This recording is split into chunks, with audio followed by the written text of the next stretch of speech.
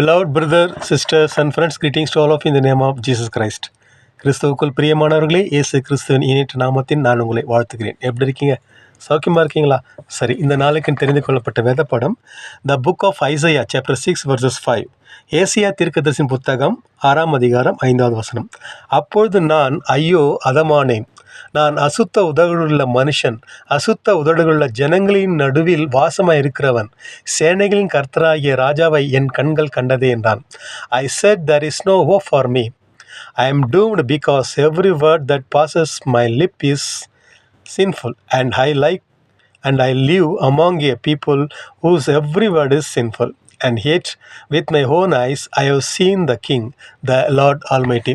கிறிஸ்துவுக்குள் பிரியமானவர்களே, தந்தையாகிய தேவன் ஊழியக்காரரை யாரை அனுப்புவேன் என்று கேட்டுக்கொண்டிருக்கும் போது ஏசியா நான் இருக்கேன் என்று முன்னாடி வந்தான் அல்லவா?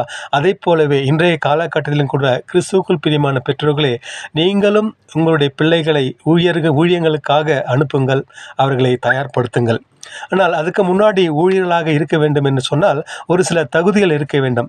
நான் வாசி கேட்ட வசனத்தின்படியே ஏசியா சொல்லுகிறான், நான் அசுத்தம் உள்ளவன், அசுத்த உதடுள்ள ஜனங்கள் மத்தியில் வாசமாக இருக்கின்றபடியினாலே நான் ஊழியத்திற்கு வர வேண்டும் என்றால் முதலில் அவன் மனம் திரும்ப வேண்டும், பாவத்திலிருந்து விடுதலை பெற வேண்டும், ரட்சிக்கப்பட வேண்டும். இந்த மாதிரி இருக்கின்ற ஒரு சூழ்நிலையில் இருக்கின்ற மனுஷனைத்தான் கர்த்தராகிய தேவன் அழைக்கிறார்.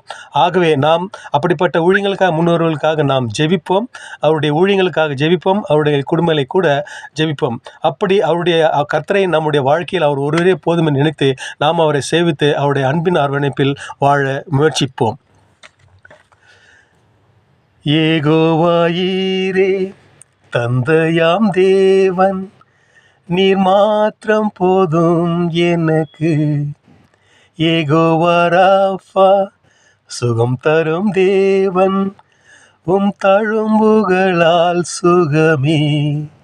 யெகோவா ஷம்மா என் கூட இருப்பீர், என் தேவையெல்லாம் சந்திப்பீர்.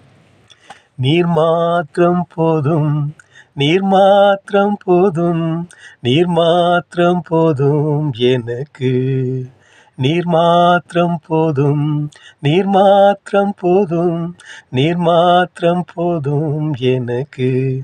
கிருபையில் நல்ல ஆண்டவர், இந்த அருமையான காலை வேலைக்காக முத்துதிக்கிறேன், ஸ்தோத்திரிக்கிறேன் சாமி. முக்கியமாக இந்த ஞாயிற்றுக்கிழமை காலை வேலை ஆண்டவரே, கேரள மக்களுக்காக நாங்கள் ஜெபிக்கிறோம் அப்பா. மழையால் வெள்ளத்தால் பாதிக்கப்பட்டு இறந்தவர்களுக்கு நீர் இளைப்பாறுதலையும் அவரை விட்டு பிரிந்த குடும்பங்களுக்கு நீ ஆறுதலை தேர்தலை தாருமாம்பா. இப்போதைய மழையை நிறுத்தி வெள்ளத்தால் பாதிக்கப்படாமல் ஆண்டவரை மக்களை காப்பாற்றுமாறு மன்றாடுகிறோம் சாமி. அதே நேரத்தில் கூட எங்களுக்காக கடந்த வாரத்தில் நீங்கள் செய்த நன்மைகளுக்கு நன்றி செலுத்துகிறோம் அப்பா. வருகின்ற காலையிலும் கூட அதே அன்பையும் அதே ஆசீர்வாதம் எங்களை கொடுத்து எங்களை நல்வழிப்படுத்தி எங்களை வழிநடத்த வேண்டும் என்று எங்கள் கர்த்தரும் மீட்பருமாகிய ஆண்டவர் இயேசு கிறிஸ்து மூலம் ஜெபிக்கிறோம் நல்ல பிதாவே. ஆமென், ஆமென். Thank you friends. See you in the next week. Till then, it's Sarul from Bangalore. Bye bye. God bless you.